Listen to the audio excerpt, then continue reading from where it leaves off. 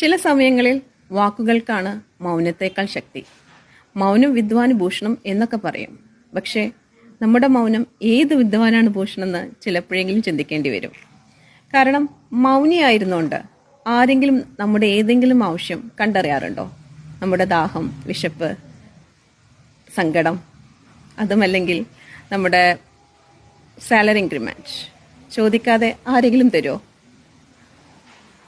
ഒരു ക്രൈറ്റീരിയ ഇല്ലാണ്ടാണ് പല ഇൻസ്റ്റിറ്റ്യൂഷൻസും സാലറി നിശ്ചയിക്കപ്പെടുന്നത്. അവിടെ നമ്മുടെ സർട്ടിഫിക്കറ്റിൻ്റെ നീളം, വലിപ്പം, എണ്ണം, അതുമല്ലെങ്കിൽ നമ്മുടെ സ്കിൽസ്, അതുമല്ലെങ്കിൽ എക്സ്പീരിയൻസ്, ഇതൊക്കെ എവിടെയാണ് നോക്കുന്നത്? എനിക്കറിയില്ല. പിന്നെ ഇതൊക്കെ ചോദ്യം ചെയ്യുമ്പോൾ പറയും, വികാരം കൊണ്ടല്ല വിവേകം കൊണ്ടാണ് കാര്യങ്ങൾ നേരിടേണ്ടതെന്ന്. പക്ഷെ ഒരു കാര്യം ചോദിക്കട്ടെ, വിവേകം ഉള്ളതുകൊണ്ടല്ലേ വികാരം വരുന്നത്? റോബോട്ട്സിനാണെങ്കിൽ വികാരം ഉണ്ടാവില്ല. വിവേകം ആർട്ടിഫിഷ്യൽ ഇൻ്റലിജൻസ് അതിന് വലിയ മഹത്വം കൊടുക്കുന്ന ഒരു കാലഘട്ടത്തിലാണ് ഈ ജീവിക്കുന്നത്. വാല്യൂ ആഡഡ് എഡ്യൂക്കേഷൻ, അതിൻ്റെ കുറവ് ചിലയിടത്തെങ്കിലും കാണുന്നില്ലേ?